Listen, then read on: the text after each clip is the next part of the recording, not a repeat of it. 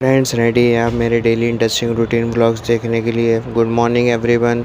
तो आज सुबह उठ के उमर एंड में जा रहे थे ऊपर, बिकॉज मुझे ऊपर कुछ इलेक्ट्रिसिटी का काम करना था। ये मैं प्लास वगैरह टूल वगैरह लेके जा रहा हूँ। और ये उमर भाई साहब बार बार बीच में रुक के मुझसे कह रहे थे अब्बू आओ अब्बू आओ। मैंने कहा बेटा मैं तो चल ही रहा हूँ, तुम तो चढ़ो ऊपर।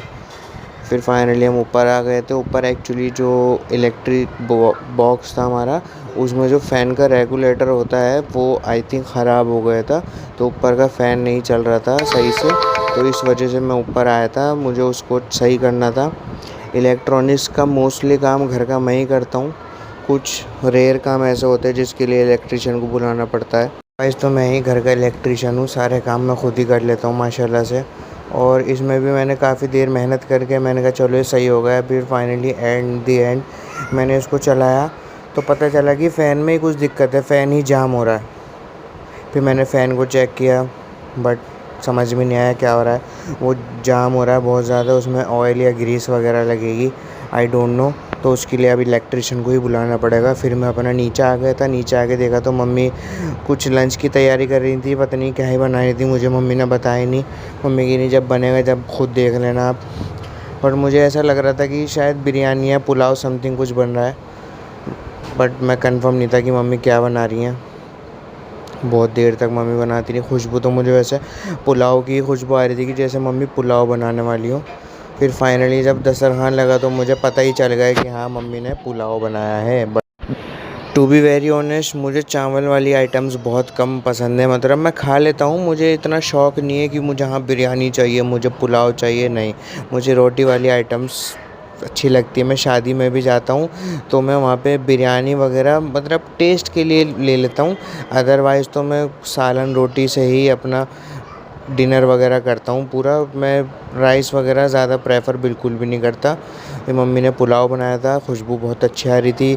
और इसके साथ अपना वही दही का रायता था और अचार नहीं लिया हमने, कहा इसके साथ हम अचार तो नहीं खाते हैं। मम्मी कह भी रही थी कि बेटा अचार भी ले लो। मैंने कहा नहीं मम्मी अचार नहीं, अपना दही के रायते से ही खाऊंगा, दही के रायते से ही अच्छा लगता है।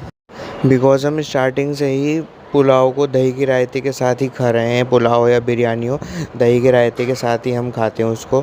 तो ये फ़र्स्ट बाइट मैंने आप लोगों के लिए बना दी है। अगर आप लोगों को पुलाव पसंद है तो आप लोग ये बाइट ले सकते हैं। खुशबू बहुत अच्छी आई थी, टेस्ट भी माशाल्लाह बहुत अच्छा हो रहा था। फिर उसके बाद ये कुछ टाइम पहले ज़ोहो की खाला हैं, उन्होंने ला के दिया था ज़ोहो को। सूरज कुंड मेला लगता है फ़रीदाबाद में, आप लोग जानते होंगे, आप लोग होप सो गए भी होंगे। वहाँ से ज़ोहो के लिए लेकर आई थी। केटली का सेट है ये उसकी है, आपकी चूना मिट्टी होती है आई थिंक उसकी बनी हुई है। तो फिर मैंने इसको ना यहाँ पे लगा दिया। ये काफ़ी टाइम से अंदर रखी हुई थी ड्रेसिंग में, वहाँ दिखती नहीं थी।